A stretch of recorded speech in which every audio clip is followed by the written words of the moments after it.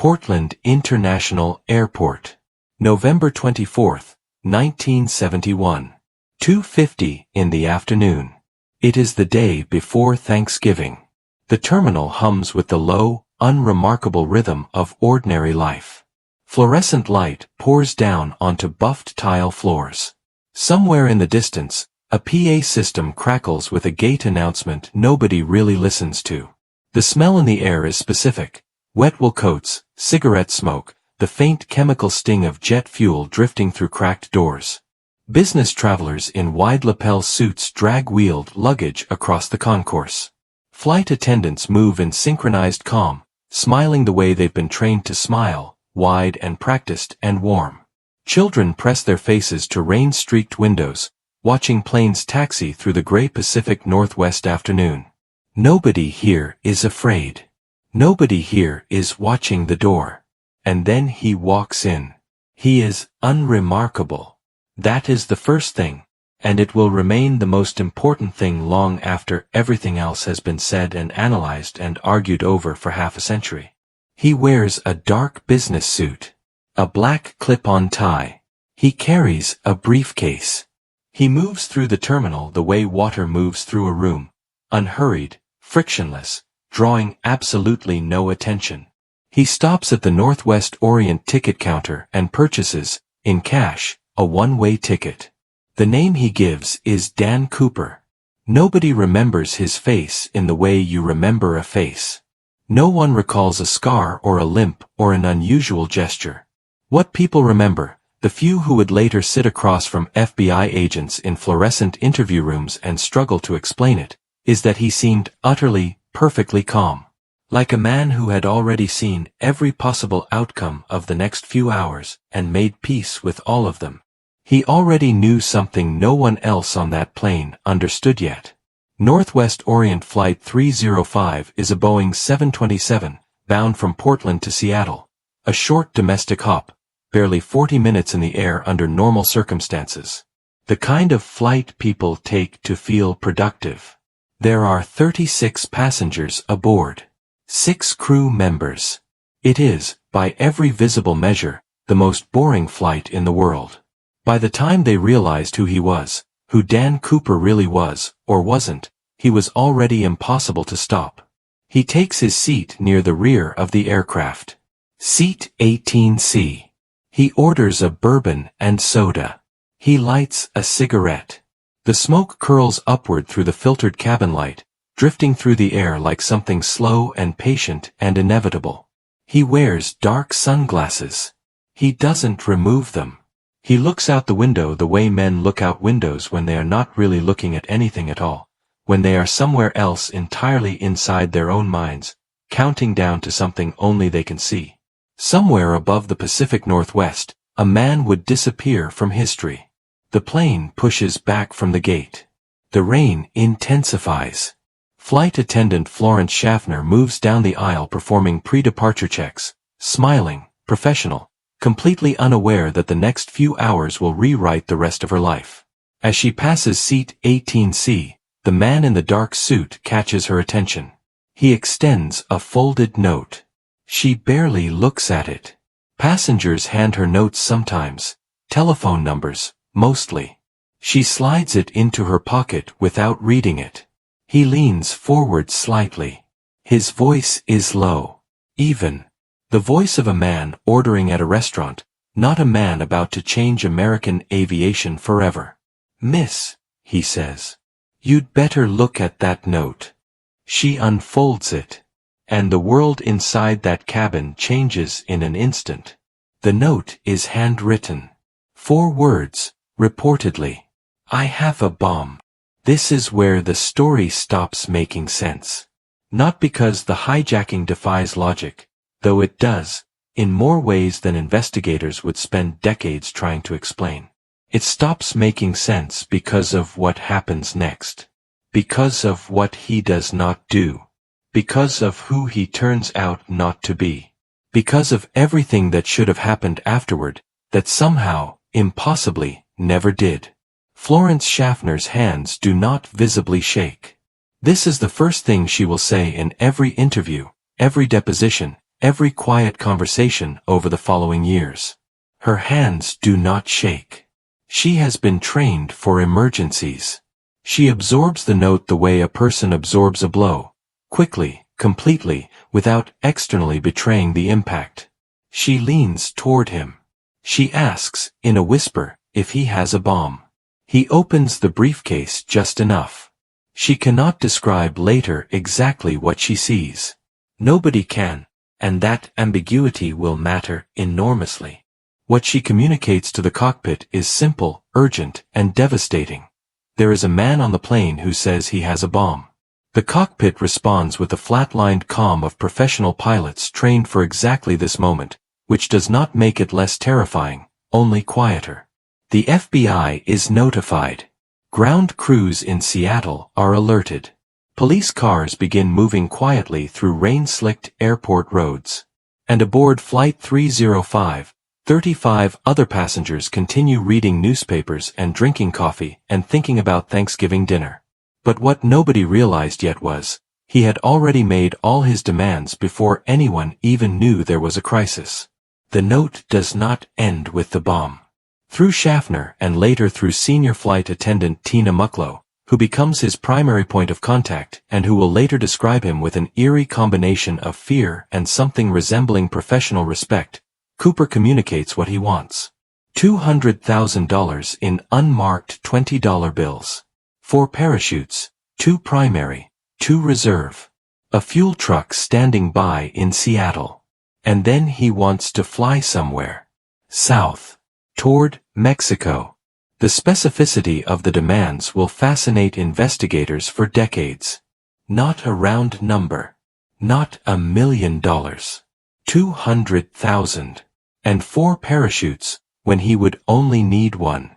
Some agents would later argue the extra chutes were a decoy, a way of keeping authorities uncertain whether he intended to force passengers to jump with him. Others would argue it was something more calculated, more personal, proof that he knew exactly what he was doing and had studied exactly how to do it. $200,000 in 1971 is worth roughly $1.5 million today. It is enough money to disappear with. Enough money to start over. Enough money to become someone else entirely. Which is, of course, exactly what happened. The aircraft circles Seattle for 2 hours while authorities scramble to assemble the ransom. The FBI debates. Officials argue.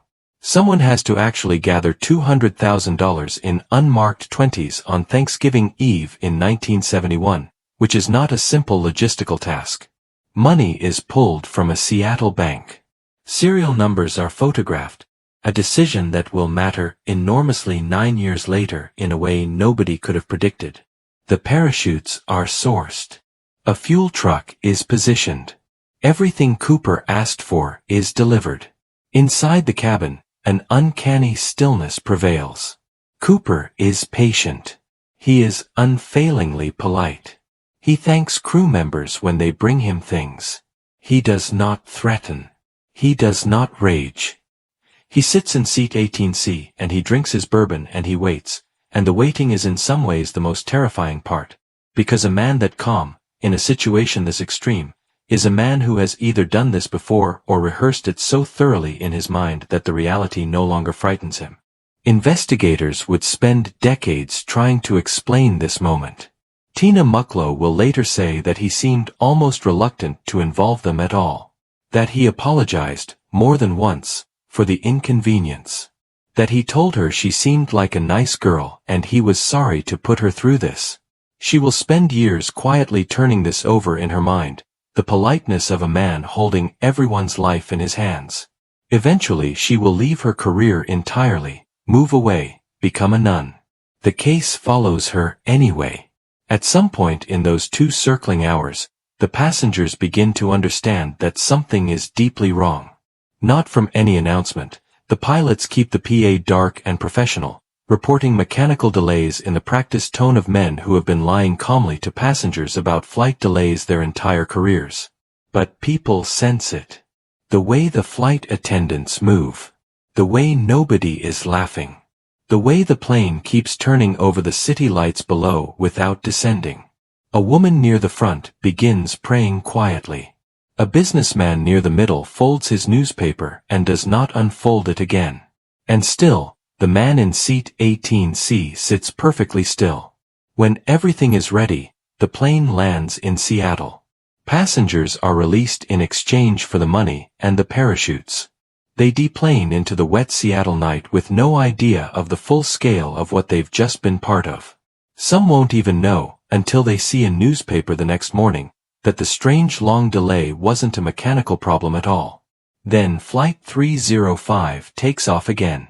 Into the dark. Into the storm. Now there are only 5 people left on this plane. The pilots. Tina Mucklow, a flight engineer. And Dan Cooper, alone in the rear cabin with $200,000, for parachutes, and whatever it was living behind those sunglasses that nobody would ever fully see. And then, something even stranger happened. He tells the crew to fly south toward Mexico City, but to stay slow and low. Below 10,000 feet. Below 150 knots airspeed. The pilots push back gently. Those parameters are at the edge of what the aircraft can safely sustain, close to stall conditions. Cooper either knows this and doesn't care, or knows this and is testing them. He doesn't waver. He repeats his instructions. The pilots comply.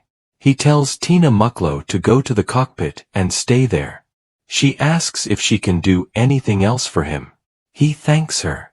He tells her no.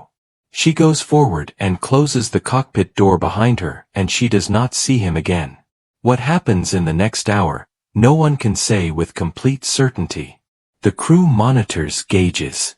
Tracking aircraft from fighter jets scrambled by the Air Force maintain distance in the cloud cover.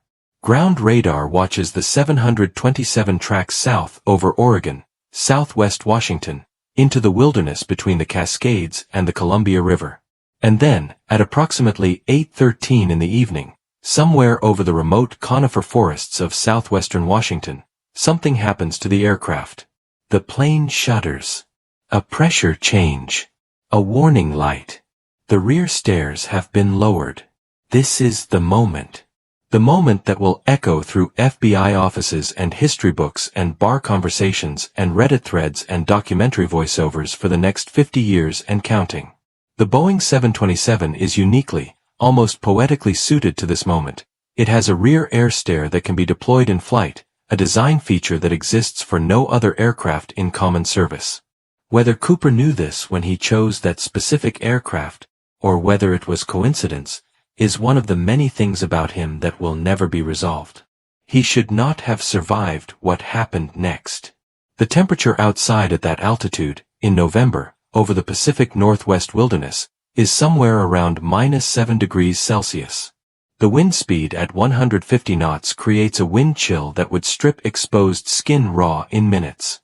The storm is active, not the gentle northwest drizzle of the airport below, but violent, turbulent darkness layered with cloud. Jumping into this, at night, over unmapped forest and river and mountain, wearing a business suit with no thermal layer and no helmet, with a parachute he has never been verified to have used before.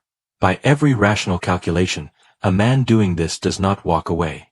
The crew knows something is happening behind that closed cockpit door. The rear stair indicator tells them that. But they have been instructed not to investigate. Not to leave the cockpit. Cooper's instructions were specific on this point. So they sit. And they wait. And they listen to the instrument panel and the rain and the wind howling through the staircase, and they do not go back. He opens the staircase. And somewhere over the wilderness, somewhere above the dark, nameless forests and rain-swollen rivers and ridgelines that nobody had mapped with any precision, D.B. Cooper stepped out of the airplane and vanished into the storm. The aircraft lands at Reno, Nevada. The cockpit door opens. A flight attendant walks to the rear of the plane. He is gone. The parachutes are gone. The money is gone. The briefcase that may or may not have contained a bomb is gone. The only thing left in the rear cabin of Flight 305 is a black clip-on tie and 2 cigarette butts, and in the years to come, those 2 objects will be examined with a thoroughness that borders on obsession, because they are the only physical artifacts of a man who may not have had a real name. The FBI begins the largest manhunt in Pacific Northwest history within hours. The suspect is described as male, mid-40s, 6 feet tall, average build, dark complexion, dark eyes, calm demeanor, well-spoken. The composite sketch that emerges from witness descriptions is at once specific and frustratingly generic. A man who could be 1,000 different men, or none of them. They don't know his real name. Dan Cooper appears on no record that matters. The name D.B. Cooper, the name that will be printed in every newspaper in America, emerges from a reporting error, a confusion with an unrelated Oregon man named D.B. Cooper who is briefly and wrongly connected to the case. The name sticks anyway, the way certain names stick when they carry a mythology the public needs to attach to something. But investigators overlooked something. The FBI finds no parachute, no body, no money, no footprints leading anywhere. Search parties scour the area where Cooper theoretically jumped, an area of dense, sodden Pacific Northwest wilderness that 100 trained searchers cannot fully cover in weeks of effort. Helicopters sweep ridgelines. Dogs are brought in. The timber is too thick, the terrain too rough, the area too vast. There is simply nothing. It is as though he never existed at all. Then the theories begin. He didn't jump at all. He hid somewhere on the aircraft and slipped off at Reno. Investigators examined this for 5 minutes before discarding it. The plane is thoroughly searched. There is nowhere to hide, and the air stare evidence is conclusive. He had an accomplice waiting in the wilderness, a car, a boat, another person. This theory has never been supported by a single piece of evidence, and yet it never fully disappears either. He was a trained military parachutist, special forces, possibly Vietnam era, someone who knew exactly what that jump would cost him physically and had trained to survive it. This theory, of all of them, is the one that professional investigators take most seriously. And then another witness came forward. And then another. And another. Over the next decade, hundreds of people would contact the FBI with information about D.B. Cooper. They had seen him at a diner. They had worked with him. He was their uncle. He was their neighbor. He was someone they'd met on a bus in 1968. He was dead. He was alive. He was living in Mexico. He was living in Canada. He was living 40 minutes outside Portland, right where he'd started. America falls in love with the story almost instantly. This is 1971, and the country is exhausted. Vietnam grinds on without resolution. The Pentagon Papers have just revealed that the government lied, systematically, about the war, for years. Richard Nixon sits in the White House and the ground under American institutional faith is soft and crumbling. People are angry and disillusioned and looking for something that feels like defiance. And here is a man who hijacked an airplane in broad daylight, extracted a fortune from a corporation and a government, and then simply left. Into the dark. On his own terms. D.B. Cooper becomes something the country didn't know it was looking for. An anti-hero for a generation that had stopped believing in heroes. Within months, there are D.B. Cooper songs. D.B. Cooper bars. A town in Washington briefly considers renaming itself in his honor. A recurring theme in the public conversation is this. People hope he made it. People who would never in a million years condone airline hijacking, a federal crime, a terrifying ordeal for the crew involved, a genuinely dangerous act, find themselves quietly, irrationally, fiercely rooting for the man to have survived. To have walked out of those dark woods with his briefcase full of money and vanished into an ordinary American life somewhere. This tells you everything about the moment and nothing about the man. The timeline didn't make sense. The FBI's investigation moves through suspects like a city moving through weather. A man named Richard McCoy hijacks another aircraft in 1972 using a remarkably similar method: parachute exit, ransom demand, specific technical knowledge, and is initially considered a prime Cooper suspect. He is eventually ruled out. The timing and physical descriptions don't align convincingly, and his background as a military helicopter pilot, while suggestive, creates as many problems as it solves. He is ultimately convicted for his own crime and later killed during a prison escape. His lawyer, interestingly, will spend the next several decades arguing he was actually Cooper anyway. A man named Kenny Christensen dies in 1994, and his brother comes forward years later to tell investigators that Kenny, a former Northwest Orient employee with parachuting experience and a mysterious bankroll, fits the profile. Investigators examine the claim seriously. The DNA evidence is inconclusive. The physical description is close but not definitive. The bank account is suspicious but not provable. Kenny Christensen is neither cleared nor confirmed. He simply becomes another layer in the mystery, another face projected over the composite sketch. A man named L.D. Cooper, no relation to the alias, is identified by a niece who produces a photograph and a deathbed confession. Investigators test DNA again. The results are, again, inconclusive. L.D. Cooper joins the list. Dwayne Weber tells his wife on his deathbed that he is Dan Cooper. She goes to the FBI. Investigators cannot confirm it. He joins the list. Except there was one problem. For every suspect, there is a problem. An alibi that holds on a technicality. A physical detail that doesn't match. A DNA sample that comes back inconclusive or non-matching. A story that is almost entirely convincing until the one thing that breaks it. The FBI spends 45 years on this case before officially suspending active investigation in 2016, not closing it, officially, but acknowledging that the resources can no longer be justified for a case with no clear path forward. Agents who devoted years of their careers to it don't stop thinking about it. Some of them never stop thinking about it. There is a particular kind of madness that unsolved cases inflict on investigators, and the Cooper case inflicts it with unusual severity. The problem is not just that there are no answers, it's that there are almost answers, constantly. The evidence is never nothing. There is always a detail that almost fits, a suspect who almost matches, a theory that almost holds together. The case keeps almost resolving, and then it doesn't, and that almost is its own form of torment. The money should never have ended up there. In February of 1980, 9 years after the hijacking, an 8-year-old boy named Brian Ingram is picnicking with his family along the Columbia River at a place called Tenna Bar, about 30 miles downstream from Portland. He is digging in the riverbank when he pulls up something unexpected: 3 bundles of deteriorated, waterlogged $20 bills. They are disintegrating.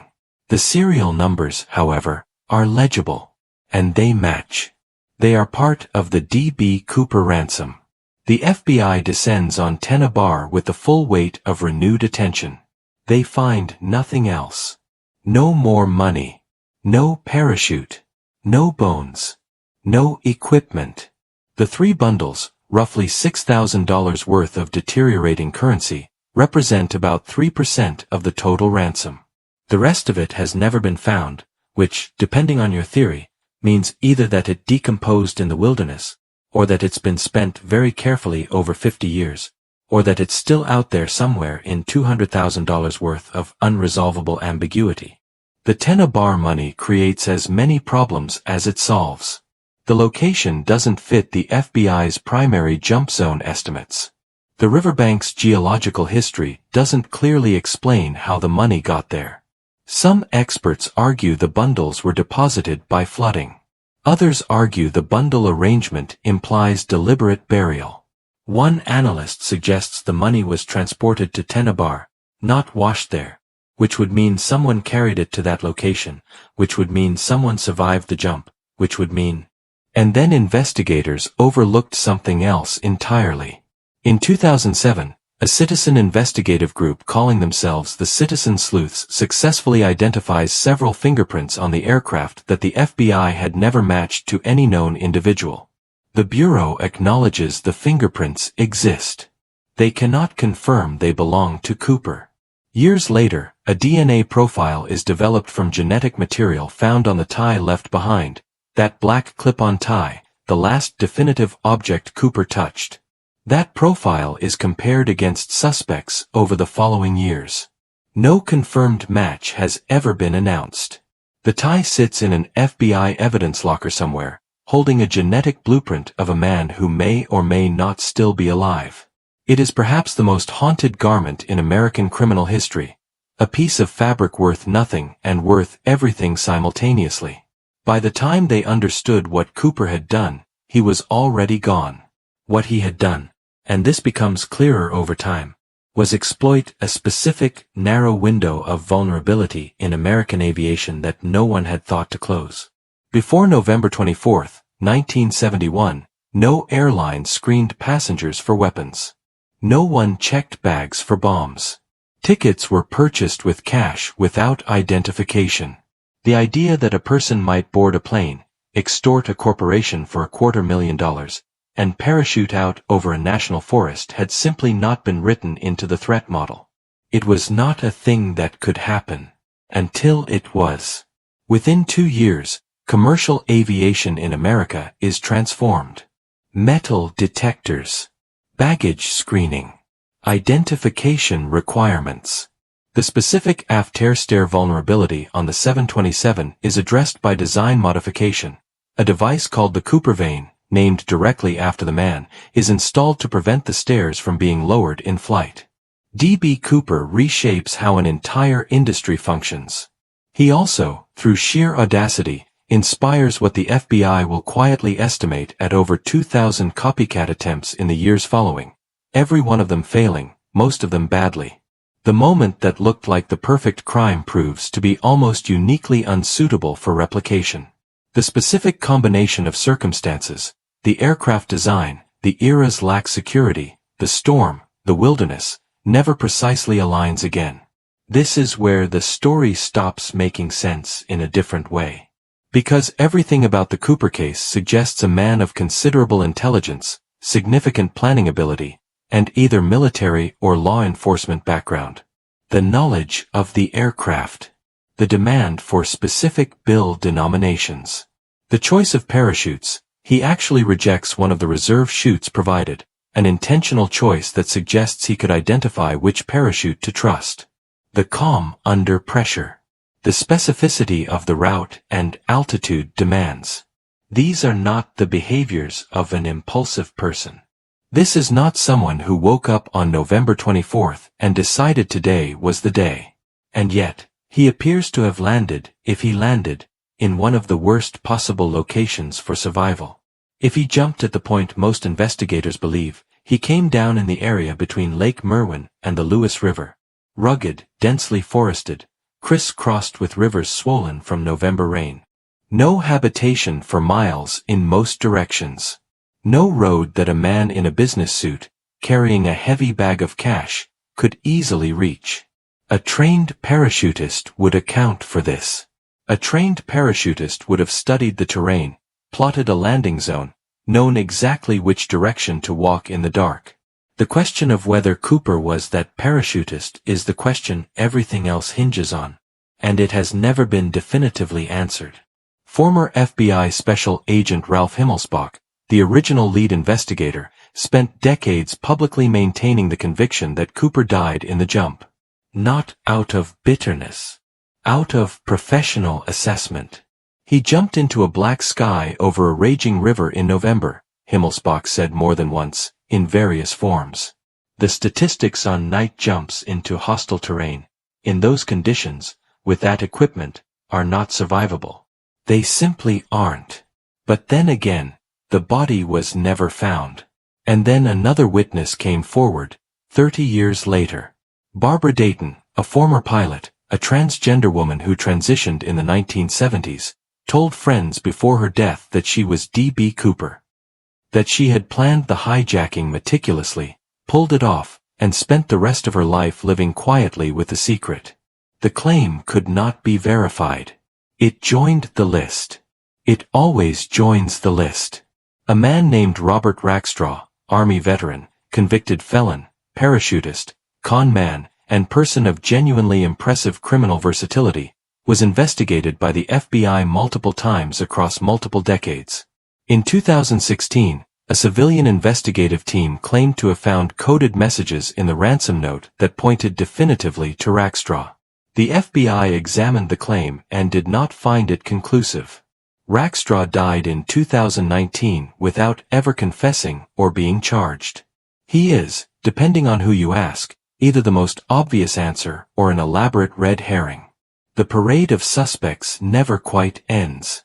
Each one arrives with a theory that almost works, and departs having provided no resolution at all. Each one adds another layer to the mythology, another name to the list, another face to project over the sketch, another question mark in the margin of a case file nobody is officially working anymore. There are people who have spent 30 years on this. Amateur investigators with walls of string and photographs and printed flight manifests and laminated maps. Retired law enforcement officials who keep the case in filing cabinets in their garages. People who made pilgrimages to Tena Bar to kneel in the river mud and sift through sediment looking for a $20 bill. People who scanned the wilderness on Google Earth for years, looking for a patch of different colored canopy that might indicate a parachute decomposing on a forest floor. Investigators would spend decades trying to explain what people were actually looking for. Because by a certain point, it is not really about the money. It is not even really about the man. It is about something harder to name, the specific psychological comfort of a mystery that refuses to close. An era of American life in which the official story was demonstrably, repeatedly, catastrophically wrong. And here is a man who stepped outside the official story altogether and cannot be recaptured by it. He is permanently outside the frame. Permanently beyond consequence. Permanently free. That, in 1971, is worth more than $200,000 to an enormous number of people. Woodstock was 2 years earlier. The Kent State shootings were 18 months ago. The Pentagon Papers were published in June of the same year Cooper bought his ticket. The news every night is Vietnam, casualties, debates, protests, a war that began as a cause and had become a catastrophe. The trust Americans place in their government, their institutions, their sense of shared national purpose. All of it is eroding in real time, live on television, in ways that will not fully stop eroding for decades. Into this atmosphere comes a man in a dark suit who executes a meticulous crime against an institution, extracts what he demands from people in authority, and then steps off the back of an airplane into the dark. He doesn't lecture anyone. He doesn't make a political statement. He doesn't explain himself. He simply acts and vanishes. America adopts him immediately, completely. Without hesitation and almost without guilt. Florence Schaffner, the flight attendant who received the note and whose hands did not shake, gives interviews for years and then, gradually, stops. She moves on. She becomes someone else. But in quiet moments, in the spaces between her other thoughts, she replays it. The way he folded the note. The way his voice was so completely level. The way the briefcase opened just enough and then closed again. She replays it the way you replay any moment that split your life into before and after, looking for the thing you should have noticed, the warning sign that should have been obvious, the moment you could have changed what came next. There was no such moment. He gave her nothing to see. Tina Mucklow enters a convent.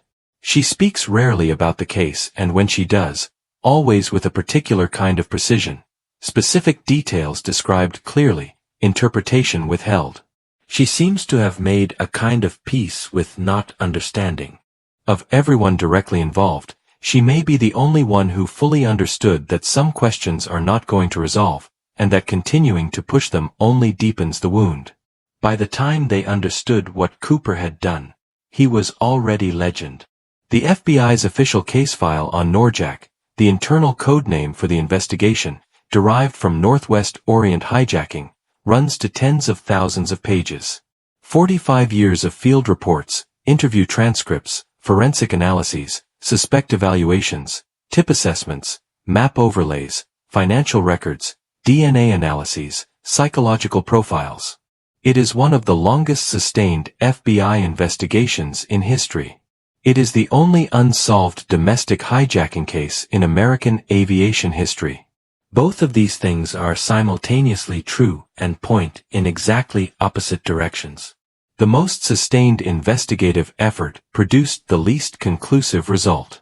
The most impossible crime produced the most lasting mythology. In 2016, the FBI suspends active investigation. The case is not closed, it is technically still open, still officially unsolved, still accepting new evidence if any materializes.